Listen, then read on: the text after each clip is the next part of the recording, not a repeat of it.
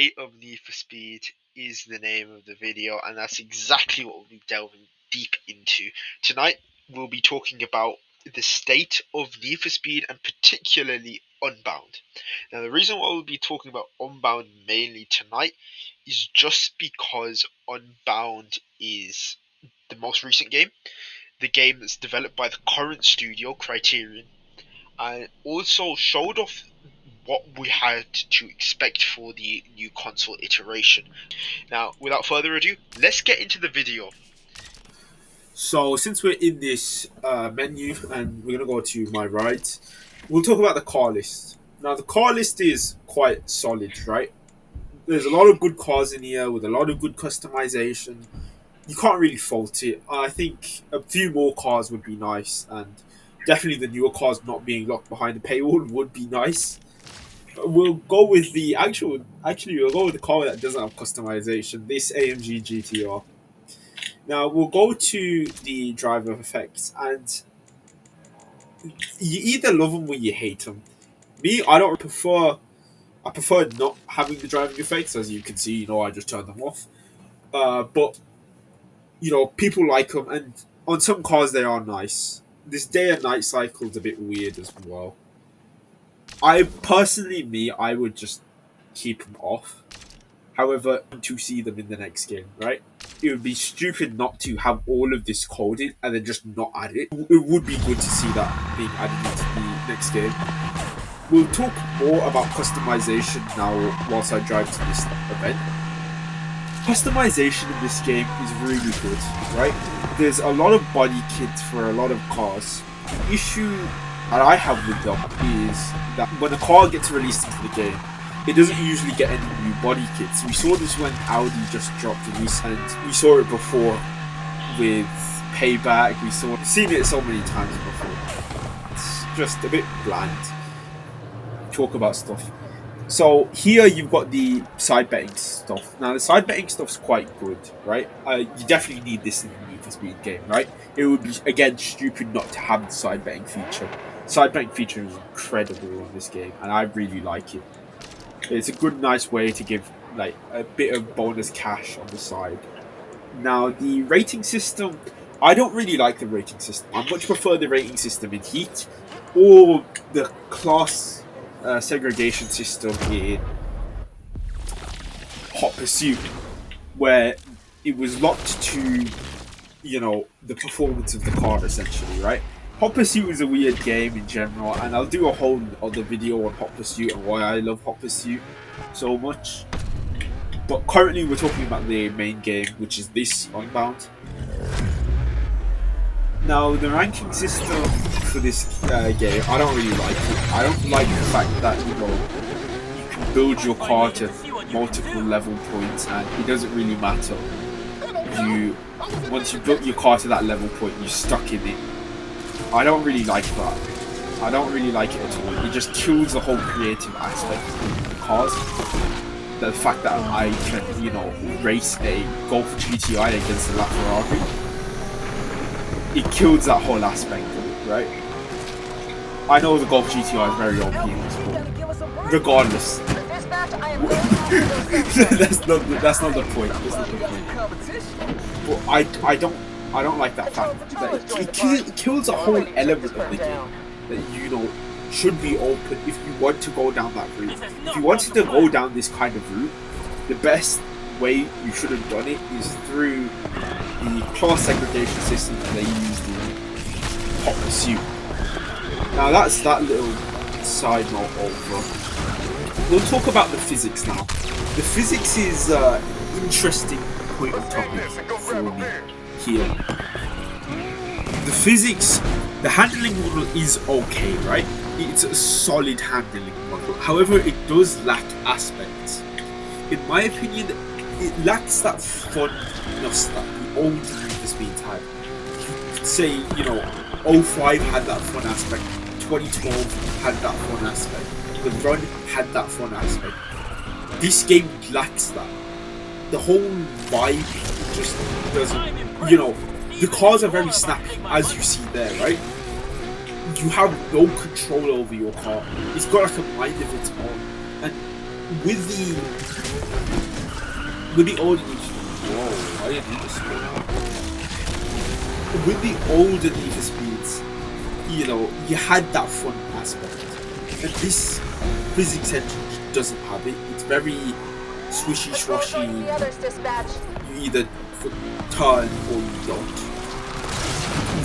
The unpopular take I've got is bring back brake to drift. I know a lot of influencers hate this brake to drift motion, right?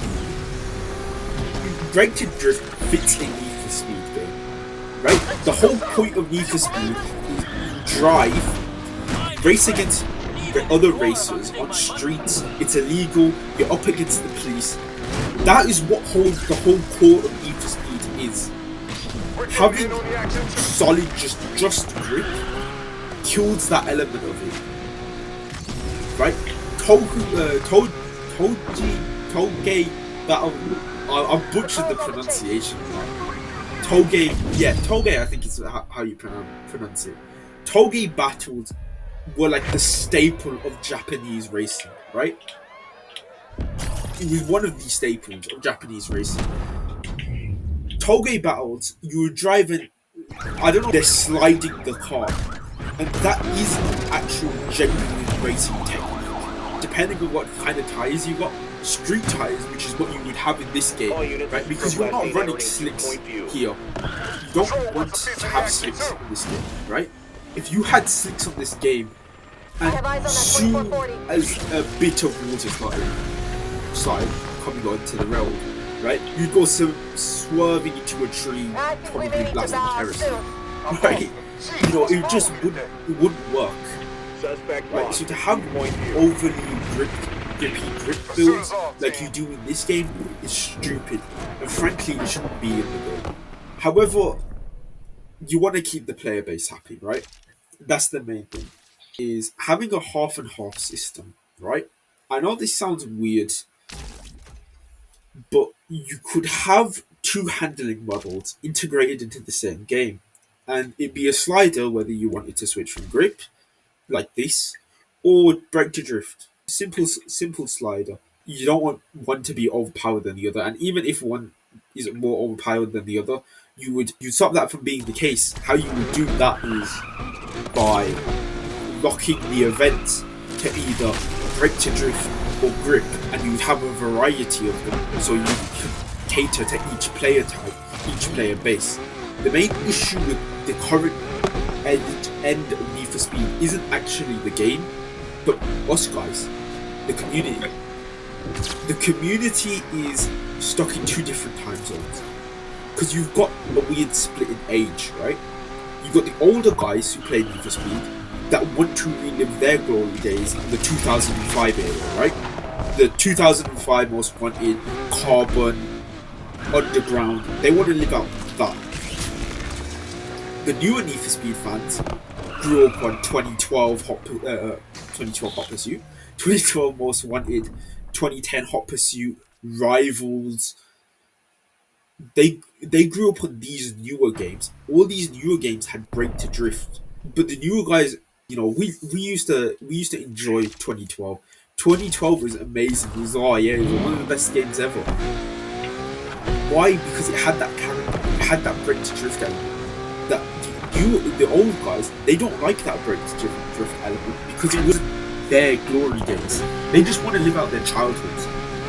That's basically what it comes down to. It's just everyone trying to live out their own childhoods.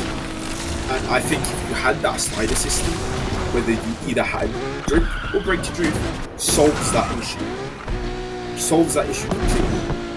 Now, workload-wise for a developer, like, would it be a lot? Probably. I'm not gonna lie to you. Probably.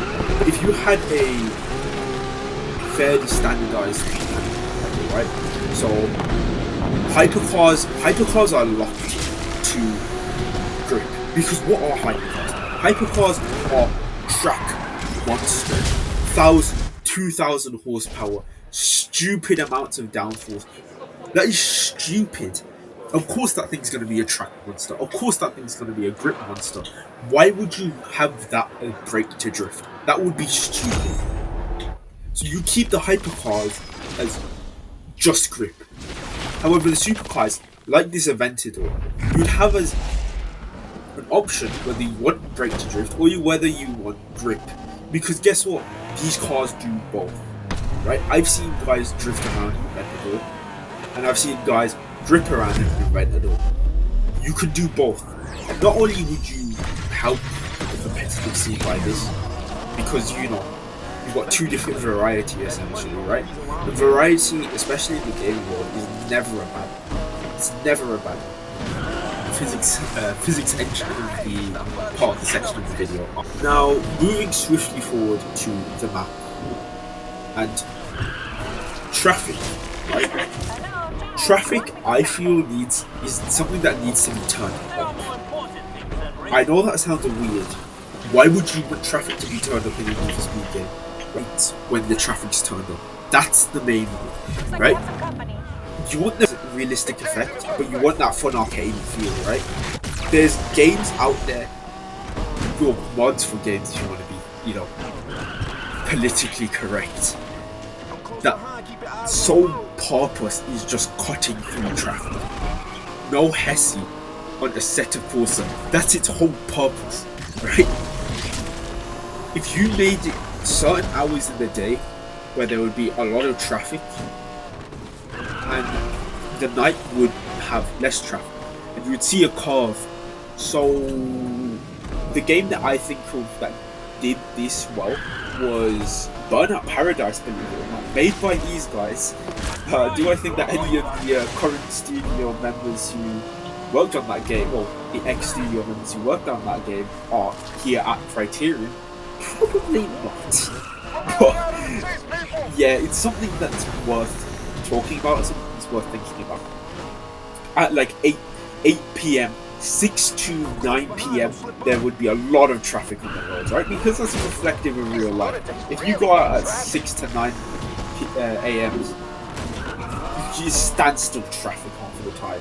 Everyone makes this joke. If you're a parent watching this video, you've definitely made this joke. If you're a kid, you've heard this joke being made, right?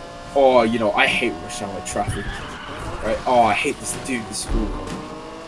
Everyone's heard that statement before. Why? Because the traffic is stupid. You're just sitting in your car for God knows how long. Let's talk about police. Now, police in Free Roam, I think they did a quite good job with the police in this game. I'd say the Heat police are better though, pre-patch. You want the nitty-gritty feeling of the police, right? You want them to be feared. You don't want them to be like, oh, walked all over. I'm driving a detuned and bendable, right? You can see, like, I'm worried about the police. I don't want to come across the police. And fear of police in your Need for Speed game, because that's what the whole main unique selling point of the Need for Speed game is.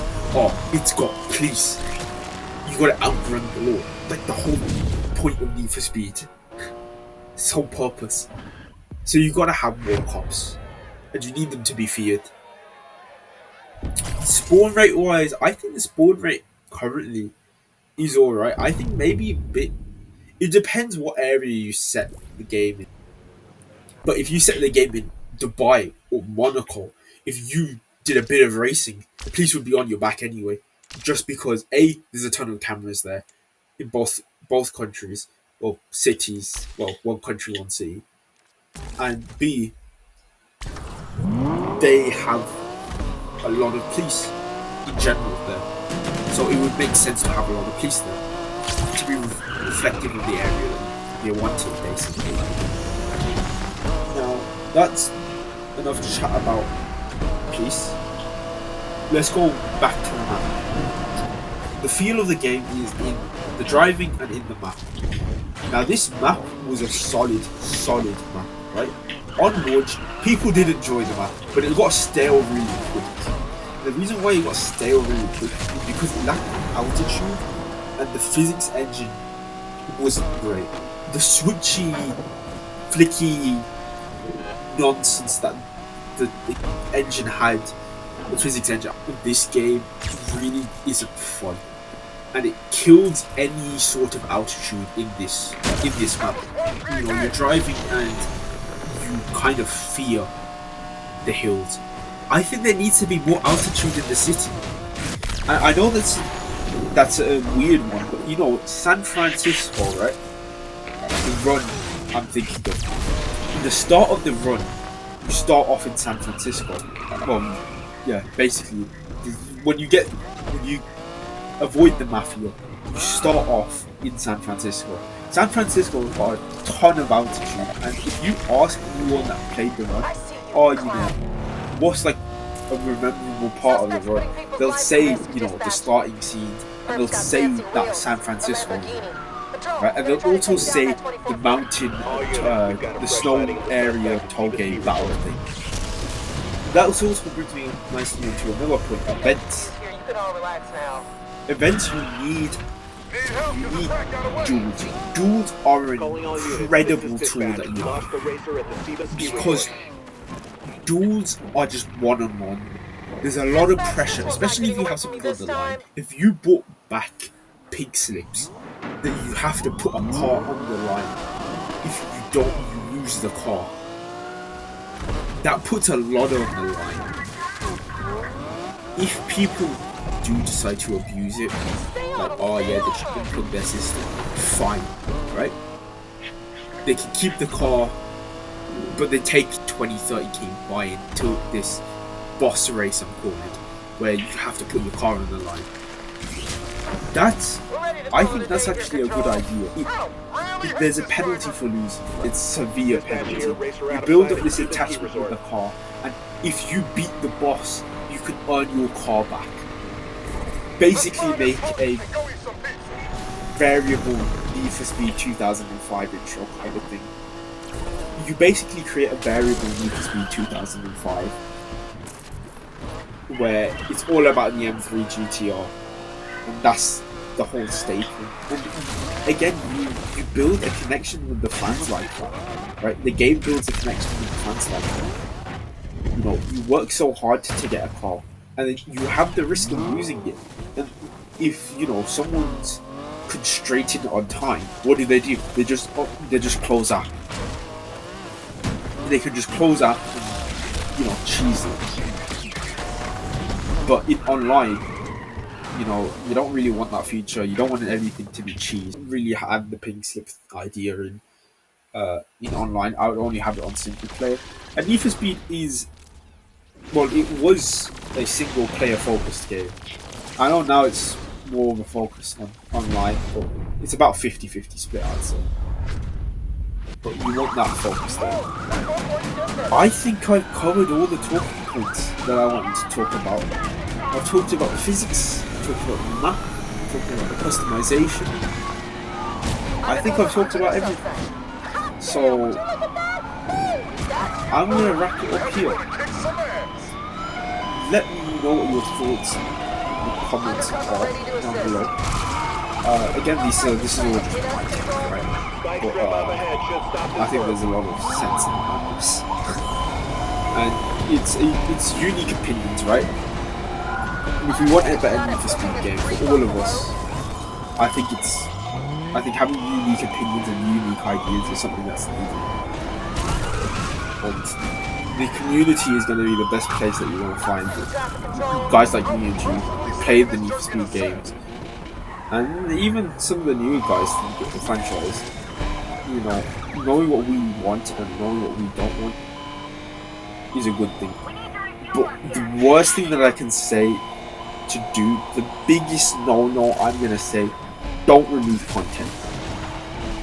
Going from game to game, don't remove content. Like I said, variety is always a good thing. The effects, having the option to have the effects is a good thing. Like I said, you've got storage to play with these days. Use it. Anyway, that's going to be all from me, guys.